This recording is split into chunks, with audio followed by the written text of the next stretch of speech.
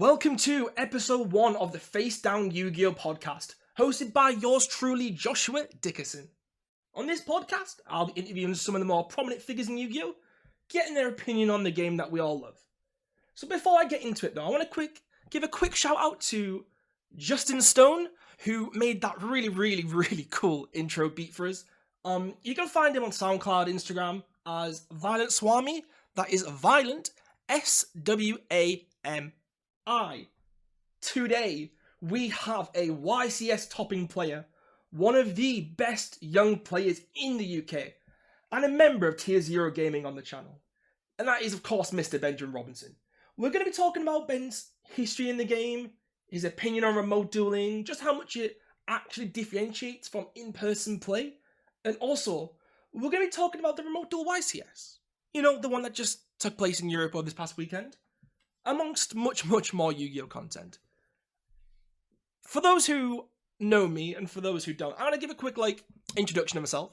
So, I'm Joshua Dickerson. I've been playing this game for about 4 or 5 years now. I've only really been competitive for probably about the last year or two. I've been taken really seriously. Some of you might know me from, I won the Remote Duel Invitational Qualifier, and I was the absolute idiot that decided to play Altergeist in the actual European Qualifier. So, yeah, I just thought I'd give a quick brief history of myself, for those that might not know.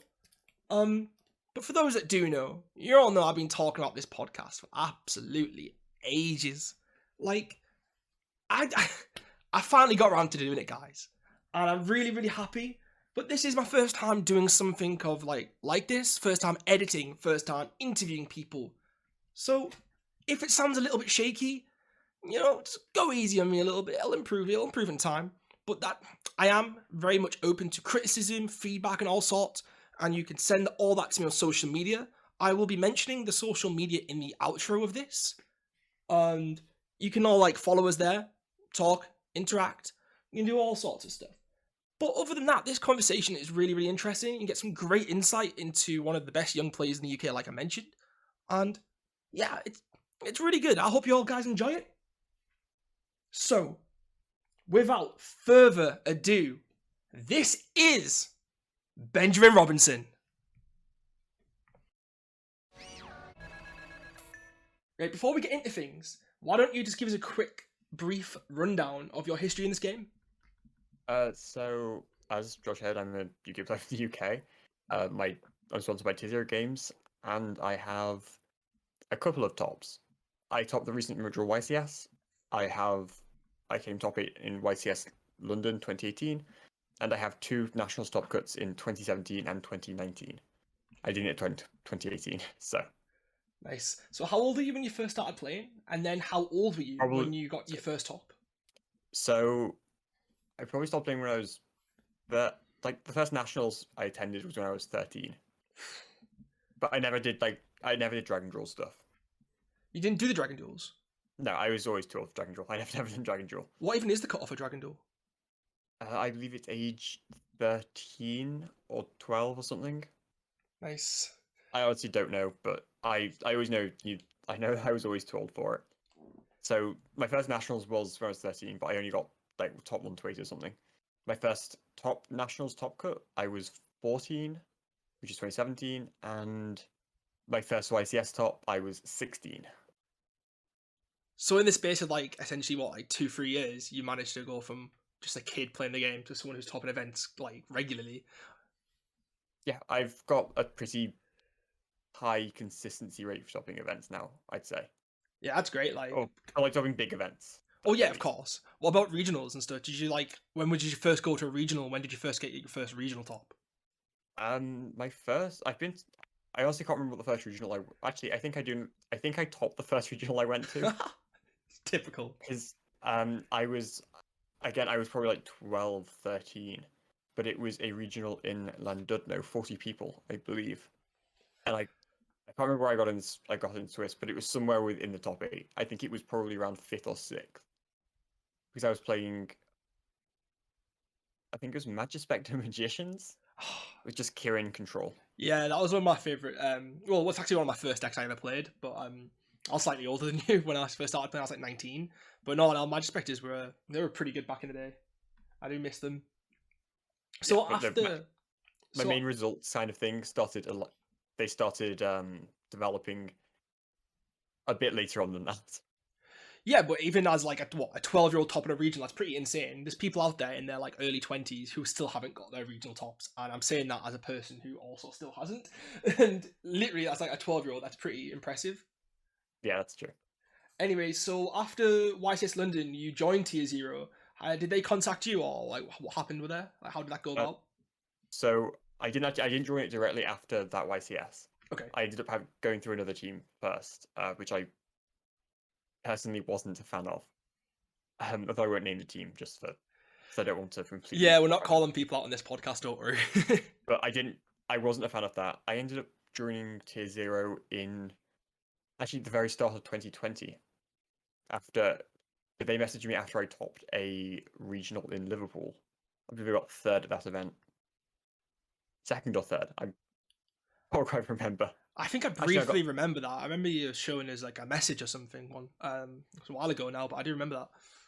yeah. So that was, of course, that's the one time I played Altergeist, but I'm not a big fan of Altergeist.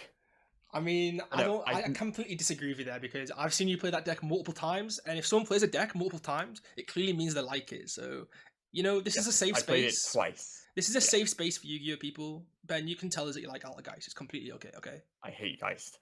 Anyway, so no, I've known some of the guys on there for a while. I've known some of the guys on there for a while. I talked to them at events and that kind of thing, and it's just quite a nice group.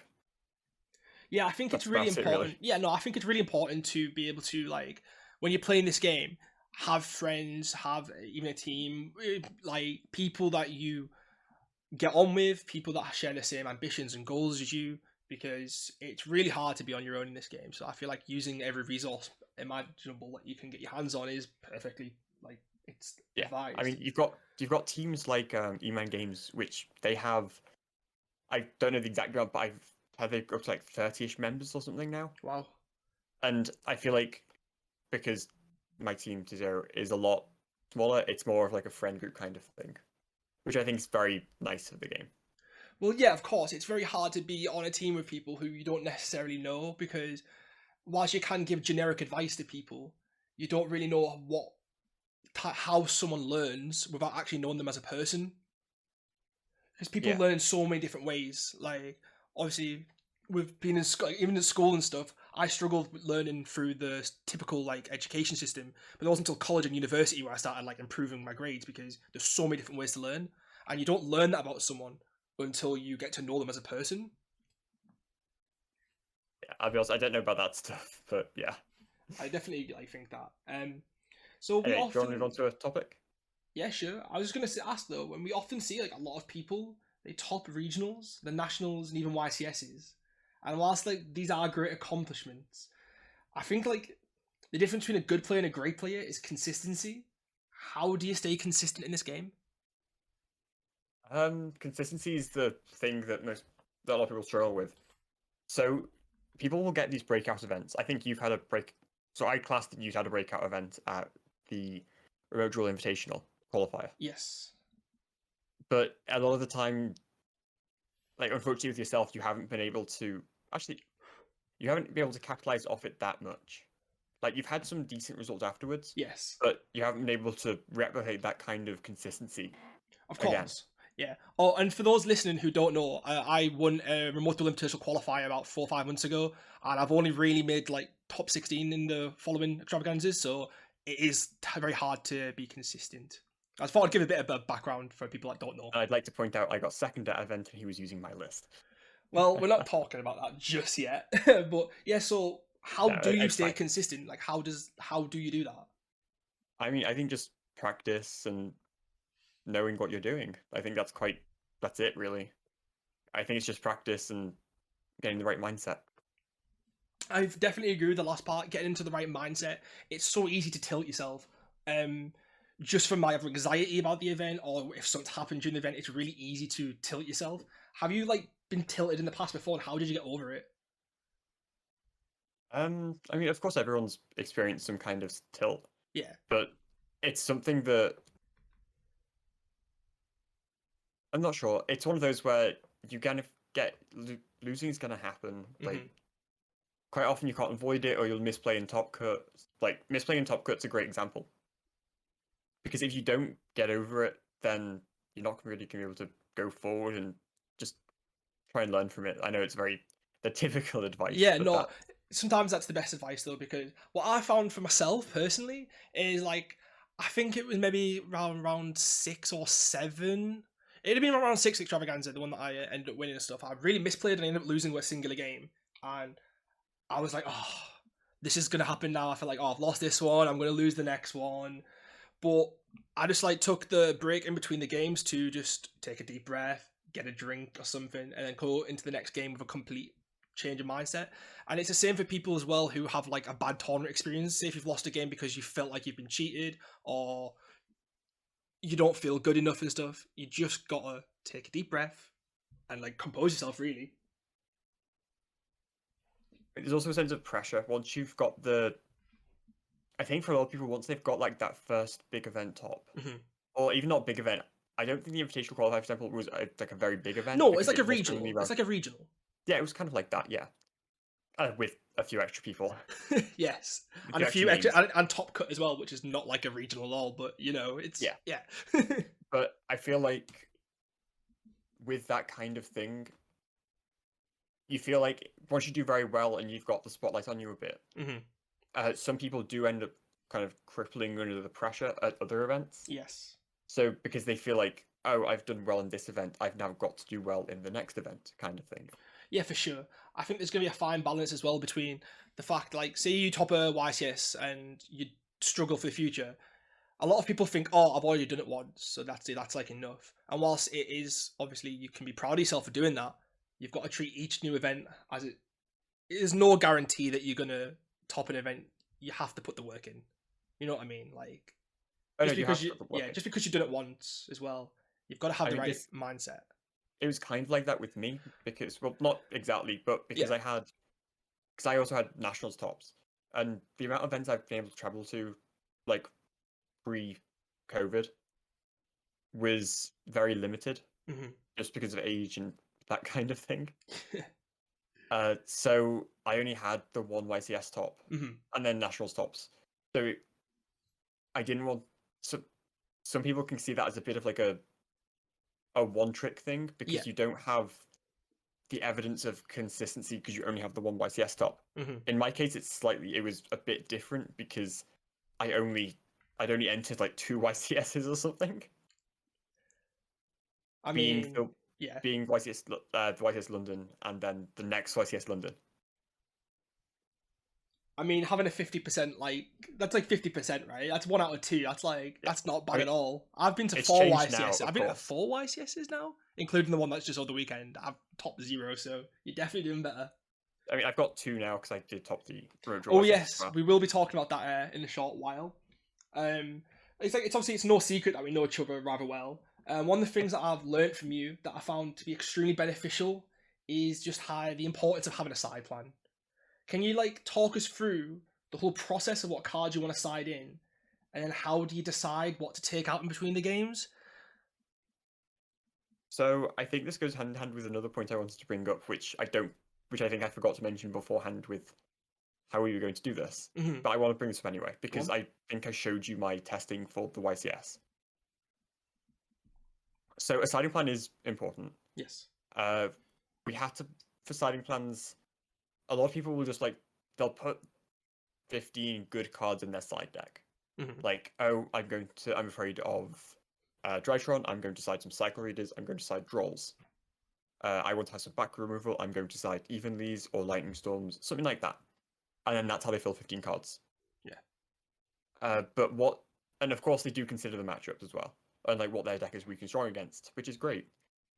But you need to consider what you're siding out, and I feel like not enough people do this. It's very, very simple. You just side, just make sure you know what you are siding out before, and beforehand, that's about it, to be honest. I've noticed as well in some of your lists, you've actually played like a one of to make your siding out easier. Do you do that often, or like Because I've seen it with like a go spell before in one of the lists. You play as a singular go spell just to make your side decking easier. So I did that again. I did that the YCS as well. I ended up playing 41 cards with a singular copy of Talents.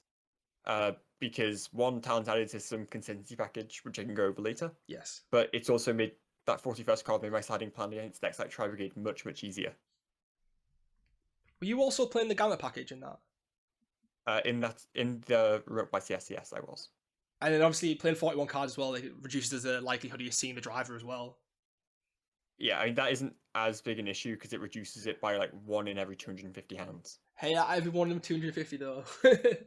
But no, that's definitely like it's great because I've noticed as well. Like I've been playing the game for about four years now, and I've only experienced one tier 0 format, and I wasn't really a competitive player.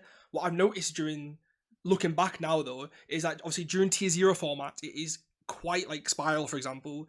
It's much easier to side deck, but I think for the past 2 years we've always had at least 4 or 5 decks that have been like insane, and I find side decking for especially current format really difficult because there's cards that shouldn't be good on paper. Like Nibiru, this format, I don't really rate it. But over at the YCS, I felt like I really needed it because you were playing against like a lot of rogue decks too, like Mermail, for example.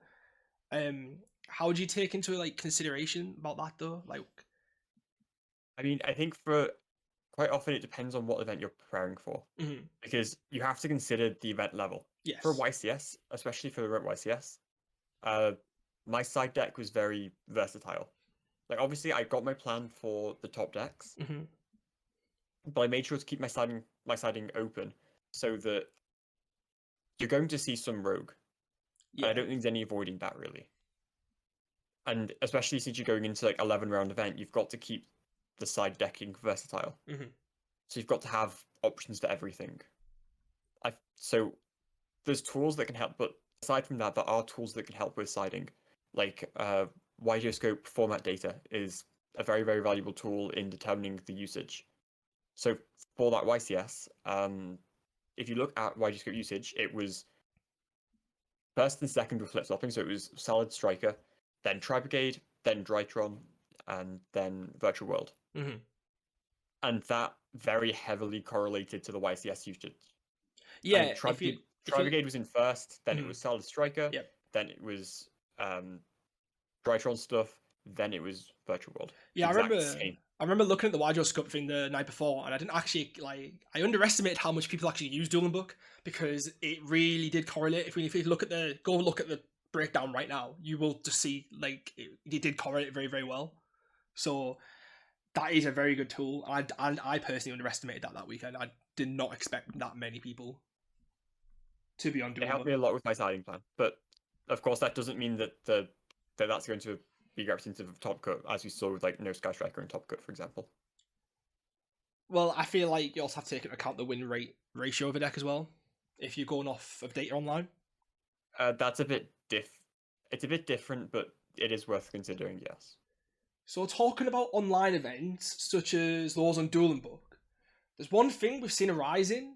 Like, it's been used before in the past, obviously, but I feel like in the past year, we've seen a huge rise in the usage of stuff like spreadsheets, note-taking, and coaching during matches. And we all know that in real life, when you're sat across the table from another player in a tournament setting, it's nearly impossible to be coached. But that's all changed during the pandemic with the rise of Dueling Book tournaments, and then, of course, the introduction of remote dueling. How do you think this has impacted like people's personal game, not the game as a whole, but people's personal game? And can you actually improve from that? So I think if I start with the one at a time with spreadsheets, I think there's two types of spreadsheets. Of course you've got like the spreadsheets where you've got like LCS, you've got people scouting every person and then listing their deck and all their tech choices, which, as we've seen in one of the remote duel extravaganzas, someone's got banned. Sorry, not banned. They got disqualified from the event for doing something similar to that when it was caught. Yes. And then you've got another type of spreadsheet, which is people have spreadsheets for testing their decks. I think that kind of spreadsheet is perfect. Fine. I do that kind of spreadsheeting a lot. I spreadsheeted hundreds or actually thousands of hands for my deck lists just to try and for various reasons. But that kind of spreadsheet's fine, but the scouting spreadsheets are controversial. Yeah, they're definitely controversial for sure. With coaching, coaching is a bit of a strange one. So there's entire formats which are based off of coaching now, such as you've got all of the Ironmans and some general online tournaments, not LCS and DCS and that kind of tournament. Yeah, Those are very much they have measures against coaching, yeah, of course. but your such as your money tournaments, your smaller tournaments, coaching's you can't really prevent coaching in those, and it can have quite an impact. Well, it could have quite an impact on players, because if someone's become completely reliant on coaching and has entered loads and loads of those tournaments, which quite a few people have, they could become a bit reliant on it and then struggle. In theory, they could then struggle with IRL play when it's not available. Yeah, for sure. I've played in some of these like tournaments as well. And I feel like for these tournaments they should just do it as like the team ones really, because it just gives everyone the same level playing field. And yeah, team YCSs are also another example of coaching. Yeah, of course. I'll get into that in a second. So when real life tournaments resume, how do you think these people are gonna like who become so used to being coached? How do you think they're gonna adapt? I think some of them will be fine. I think some people will be fine because it's. I think it's only going to be like the more extreme cases where people have been solely reliant on it, and you've got. So there are a few names that there's a few names, a few people who just their names have only come up on these coached tournaments, kind Yeah. of. I feel like the people who may have made their reputation off of just coached tournaments may find a drop off in results when we like in IRL play, Yeah, of course. which is why you may we haven't seen them do well in remote stuff because Yeah. you can't really coach in remote at all. No, no, of course not. It's very difficult.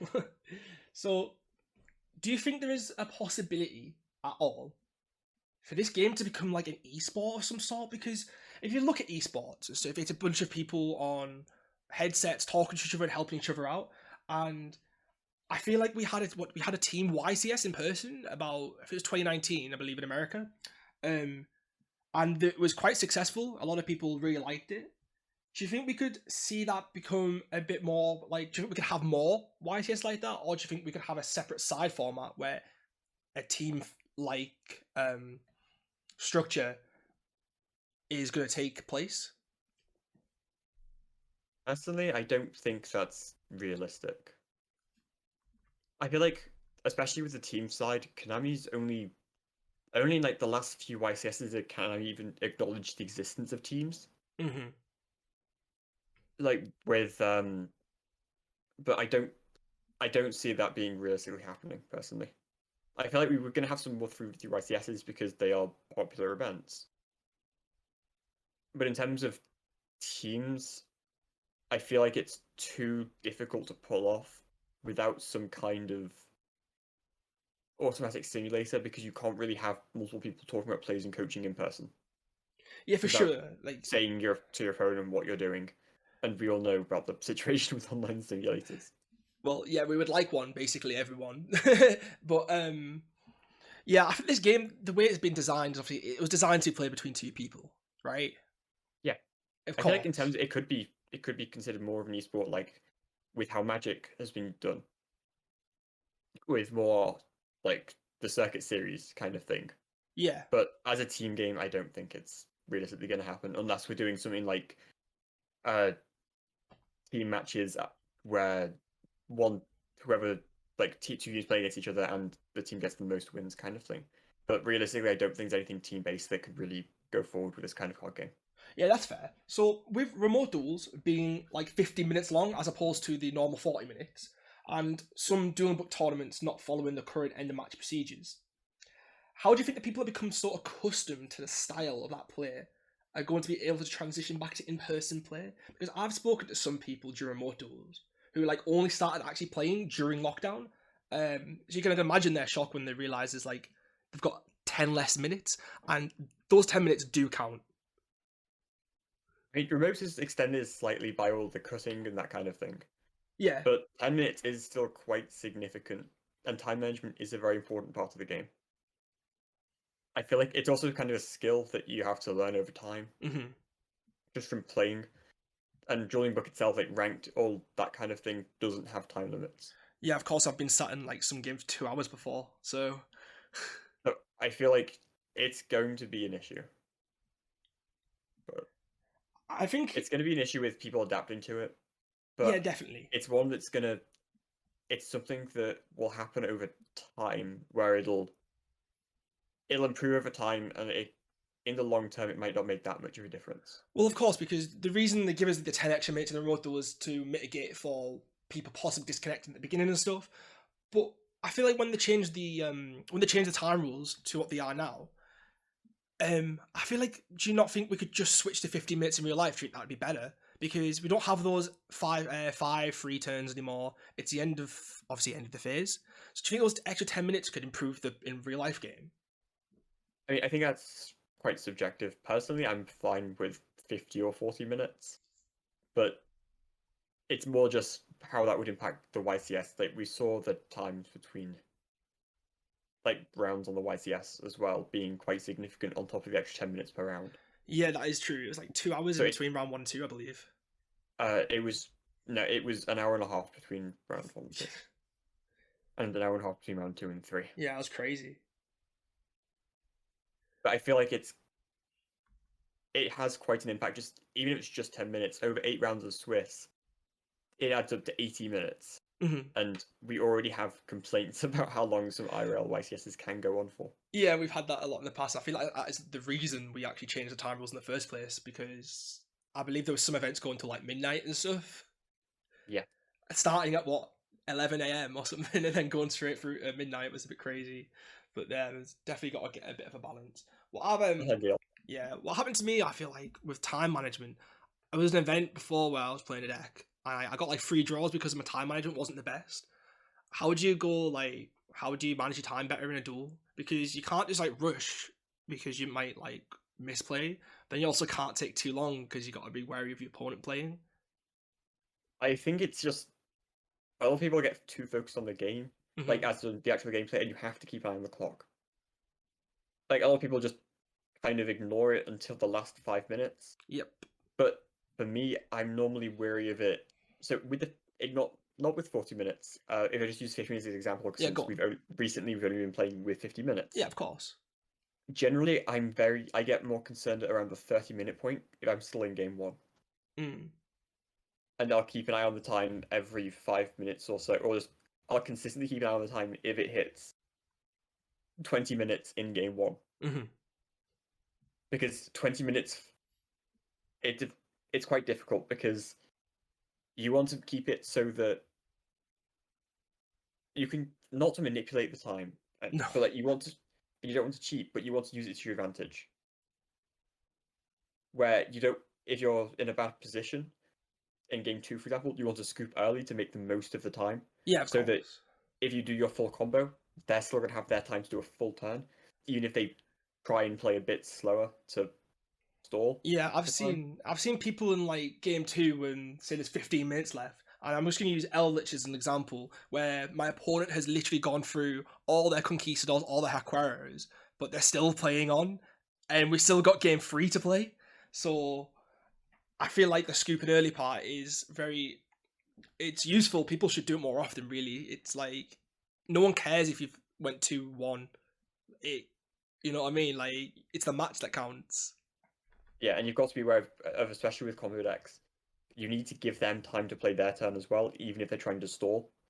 Because Yes. people are going to play slowly if they're trying to play for time. I don't think there's any question there, and I don't think there's a way to stop it. It's more how do you adapt to it. Yeah, I think we've seen that a And lot with sorry, but we I saw a was lot. saying, We saw it with that's Go. with how you give them extra time. You give them more time. Like you scoop earlier, you give them the 5 minutes to play through their turn because then you've got your follow-up turn as well. Yeah, I think we saw that with like with the Goki deck. People were going into time and stuff, but There were because that deck could do so much, as well as just essentially do nothing, like linking your Phoenix and Goblin into a random link 3 or something. And that just reminded me of that basically. Yeah, you can just some decks like that can just link climb pointlessly in order to preserve the time. Yeah, so you got to be careful.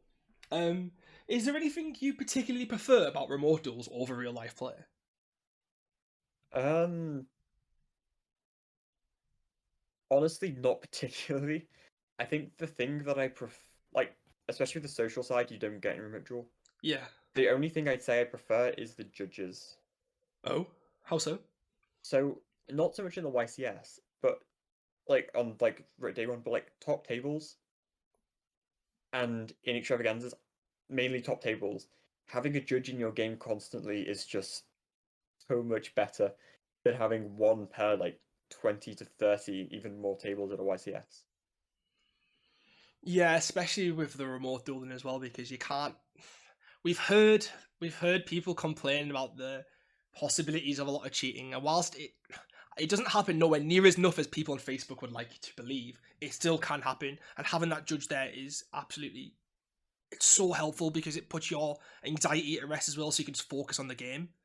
I mean, people act like cheating doesn't exist IRL, which it does. Yeah, So just having the judges be more available, like not having to shout around and look for a judge, just being able to tag a judge in the judge channel and come instantly is just much more convenient. oh yeah, we've all had that image in our head of like you're playing with your opponent's hand goes straight up, screaming "Judge."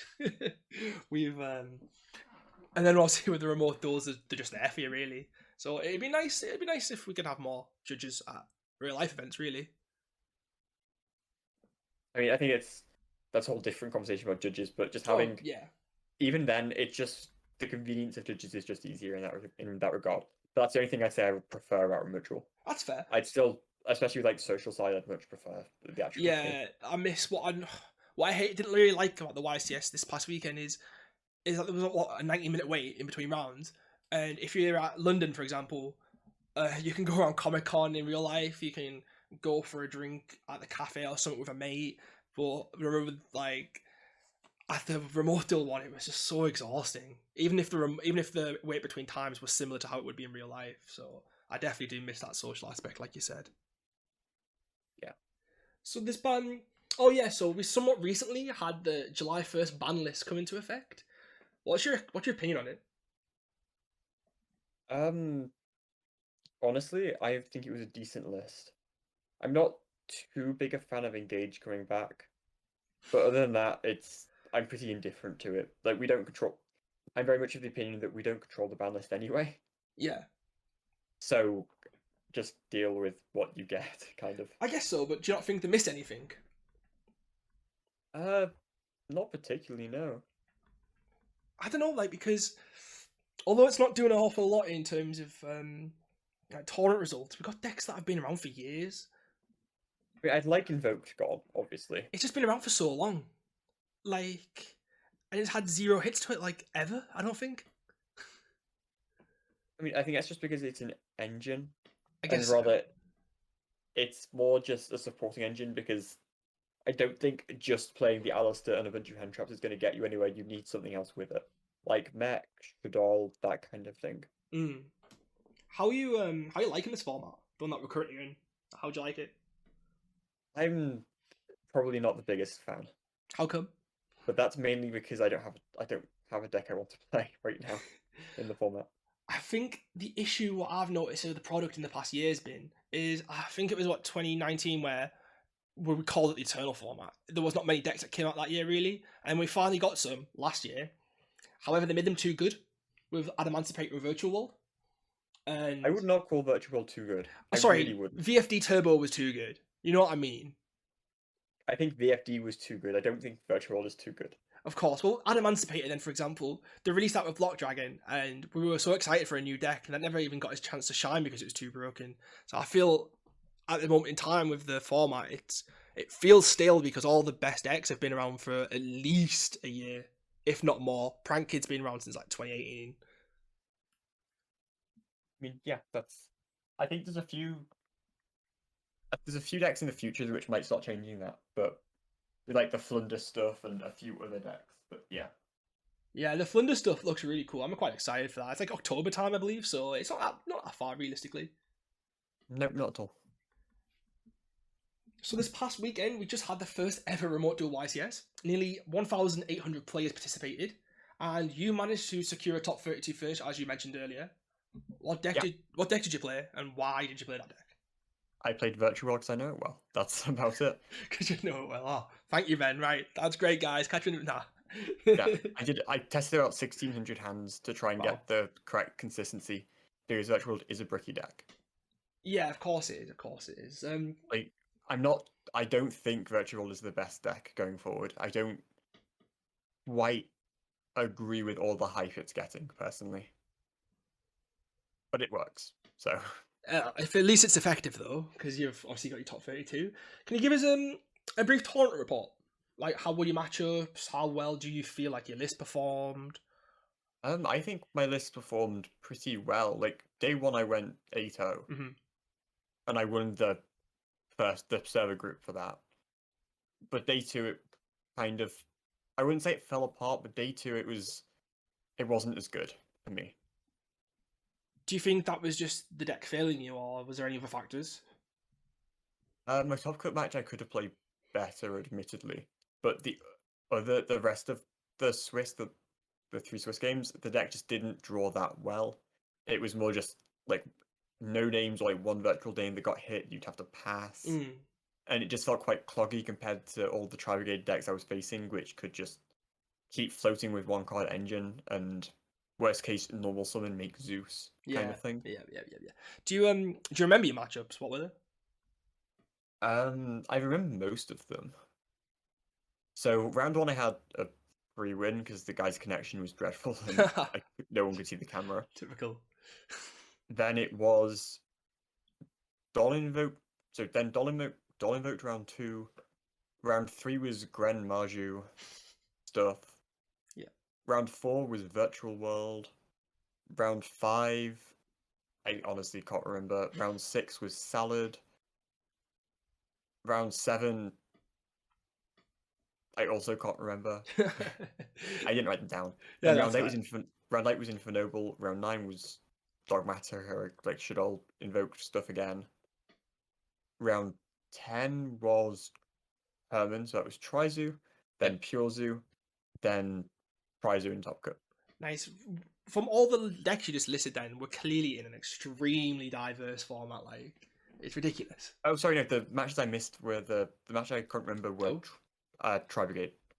Oh, yeah, so obviously there's like the best decks and stuff, but there's so many other decks you just mentioned there that people are playing and seem to be doing rather well with. We saw Sire Dragon top the NA one recently. That's crazy. I was testing Sire Dragon for like a week. Yeah, it's decent. I mean, Mega Fleet does go a little bit brr, so I don't think I'm not sure how it top cut because the deck does have consistency issues, but it's still a nice deck. yeah, for sure. Especially with like going second decks as well. I feel like sometimes it can be hard to hand trap in certain positions as well. My issue with it was consistency issues, personally. Yeah, of course. So given the amount of players, nearly 1,800, like I mentioned, the tournament organisers had to split the numbers into 7 different smaller servers. So we could only play against the people in our server until day 2 happened. Do you think that was necessary, or was there like a better way to organise so many people over Discord? Like, what was your opinions on that? I think that was the only way to do it, personally. Yeah, of course. It was just something to know. I don't think it's physically possible to have 900 tables in a single Discord server. Oh yeah, for sure. I definitely agree with that as well. I just thought it was definitely worth mentioning because I know there's going to be people listening that haven't played in the remote duel one, so it was definitely something very big of a difference. It was quite different. I think the other way to do it would just have multiple servers with different tables on it, but I feel like that would just been more difficult to organise than necessary. Yeah. And you may also, of course, lag on the server potentially. Yeah, as well. I think splitting it up was the best option. Yeah, for sure. And there could have been like another issue as well, saying if we weren't. So obviously you can have different servers because of the amount of tables that you need. But say if we were playing against other people from different servers as well, that just make the tournament so much longer, having to jump through servers. No, I mean like, if it was all once, everyone was still in the same pool. I mean like that, and then like table 100 in one server, table 2 to oh right, 1 yeah, I get you. that kind of thing. That was the other way to do it, but I feel like it's just especially for judges, that would be a lot more hassle. Yeah, for So, sure, definitely. So I feel like, yeah, like we said, it was definitely necessary. What did you like and what didn't you like about the tournament, like the event? I mean, the round times were awful. Yeah. The times between rounds, for the rest, it was fine. Round 1 and round 2 kind of sucked. People's connections weren't the best sometimes. And I know a lot of people, yourself included, experienced some very bad setups in the first few rounds. Yeah, yeah, we definitely did. It's like, look, we're used to, because I know we both enter the virtual extravaganzas and other virtual events like that, Yeah. which are on a smaller scale. We're used to seeing good virtual setups Hmm. because everyone who plays on those, it's generally the same people every time. Yeah, yeah. There's definitely loads of people And that played in like us too, for example. yeah, I think it's generally the same people every time, and they've all over time built up good setups. Yeah. And like there was a lot of like with 1800, there was a lot of first time players, so the setup quality just wasn't the same. Yeah, for sure. I know one thing about real life play that people have called out for a lot in the past, especially those in countries where they don't get YCSs often. More people want more YCSs and stuff because if you look at America, they get loads, and then in the UK, we only get one a year, and it's always in London now because of the ties with Comic Con and stuff. Do you think to allow for more YCSs and obviously for Konami not to have to book another place, do you think we're going to have more remote dual YCSs in the future alongside real life ones? I don't think we will, because I think it was so much hassle to organize. That's fair enough. That's fair enough. I was wondering because obviously I love love a good tournament. I mean, I'd be fine with having more virtual YCSs, but I think it was just so much of a hassle to organize that I realistically, I don't think we'll get one because I feel like they're going to start focusing their resources. I feel like Konami just start focusing their resources on the return to IRL, to like real life play soon, Mm-hmm. rather than returning to organizing more big remote events. Yeah, for sure. I'd really like though, just I love Comic Con every year, right? But it'd just be nice to have the YCS in a different part of the UK. That's all I'm saying. I mean, the last time we had it with a different place was 2016 in Liverpool, Yep. and then we've had some. I know it's been shown in Sheffield and that kind of place before as well. I But I feel wasn't playing back then. So. I feel bad for the Scottish and Irish players personally. I mean, it's pretty far for London's generally quite accessible, like in terms of transport links. Of course, it's the capital, so But yeah, it's not ideal. no, for sure. Well, thank you for your insight, Ben. It was really, really interesting just to talk about the remote to YCS, brief history, and all that. It was just really, really nice to talk about it. Before we finish up, though, I'm going to ask you 5 questions that I'm going to ask everyone on the channel in the future when we get more guests. It's like a sort of like closing segment that might become a mainstay on this podcast. So are you ready? Just 5 questions there quickly. Yeah. Go ahead, Ben. So question 1 is, what is your favourite Yu-Gi-Oh deck of all time and why?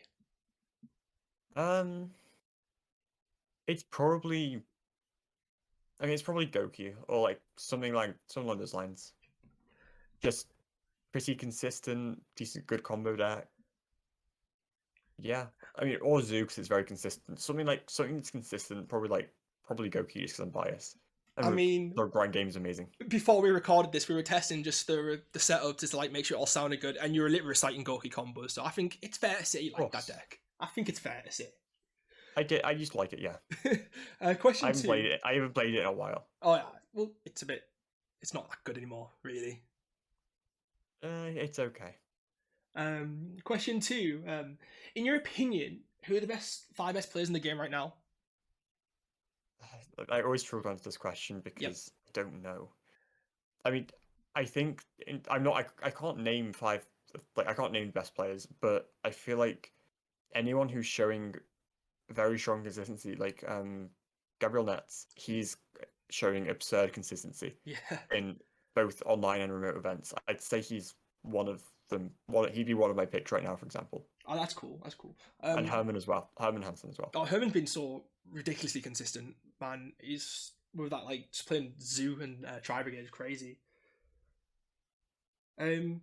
Question 3: who has influenced you most in this game and how? I'd say probably one of my friends who's helped me get to events, and he's mainly the reason that he helped me get to events. He's helped me test. He's helped me work out all the maths for decks before and helped me get into that kind of thing, which has helped quite a lot. Yeah, for sure. So it's probably just like local friends. Yeah, really. I'd answer the same. I don't think there's been like one person, like one particular person that's been like, oh my god, like so amazing. I just think it's the people that like you go locals with, and then obviously then you end up traveling with. They can just. I mean, for me, there's one person in particular who's helped the most, but generally generally there is. It's all kind of same. Like you can include all in like a local group. Yeah, for sure. Question 4: what are you most looking forward to, product-wise, and why? Well, like Megatons for reprints, and there's a set in whatever the set is in October. I'm also looking forward to that. Oh, I can't remember what it's called, but it looks pretty good. It definitely is looking good. It's got the Thunder archetype in. It's got the live twin link 4, and hopefully might have some staples like cross out that we need. I don't even know what the set's called, but there's Neither do probably I. there's like Thunder. It's just new archetypes. I want new stuff. Yeah, it would be cool too, because I feel like this, like, obviously if we're in October now, this time last year we had the Phantom Rage, which had 2 new archetypes in, so maybe we can get that again. Hopefully, I just want new stuff at this point, so that's all. Yeah, same. I think we all do. Last question, mate. What advice would you give to players out there who are looking to step up their game just to get their first regional or even their first YCS top? Play a lot. It's actually not even play a lot. Just play. Just practice. Know what you're doing. Test with. Try and get yourself a testing group. Just people you can test with regularly. And try and test. Don't just play games, because people always do that. They just play loads of ranked games, and it doesn't do that much for them in terms of like improving their results. I feel like just testing properly, like actually going through the deck and analyzing what you're playing, changing cards, and using their hypergeometric calculator and just work out some of the correct ratios as well. It's also very helpful. Yeah, there's one thing to be like, you can know a deck, you can play a ranked, you can play games with it, you'll know how to play it, but you have to learn the interactions as well. I feel like for the YCS, I was just testing mostly, not even playing the games, because I knew the deck obviously off by heart, and there's just so much more than playing games, like you said. You've got to learn just the intricacies. Yeah, I think also I know it's not generally looked at, but just basic maths is also just very, very helpful. Because because it removes like the subjectiveness. Like, for example, I know it's very basic example, but desires. Yeah. People will play 2 because they clog, but you should not be playing 2. I hate 2 desires, oh my word. Yep, you should not be playing 2. You should be playing 3. Yeah, of course. Thanks for that, Ben. Thanks. Any shout outs you want to give before we finish? So yeah, shout outs to Tier 0 Games, best team. Use my promo code MAM5 5% off. And yeah, that's about it, I think. With that promo code, is that MAMM? MAAN5. And there we have it, guys. Episode 1 of the Facedown YGO podcast is in the books. Keep your eyes peeled on our social media for more information on when the next episode will be dropping. And I mentioned in the intro about the social media, and I'm about to drop it right now, so listen up. Facebook is Facedown YGO. It's all one word. Spotify is exactly the same, and so is YouTube. Facedown YGO, all one word, YGO. You know, I just want to say a huge thank you to Ben for, joining me on my first ever episode, my first guest. I was really nervous starting this, and I'm really happy that I managed to bring this to you guys, because I've always wanted to make content like this. I've always wanted to do it, and I'm finally doing it. It's going to be great. Hopefully I can get consistent episodes coming out, hopefully weekly, but don't take my word for it yet. I'm going to let this one settle, see how it goes and stuff. But yeah, don't forget to like, share, subscribe, leave feedback, comments on who you want me to get as a guest. I'll do my best to reach out. But for now, you all stay safe out there, have a great day wherever you are, and tune in next time.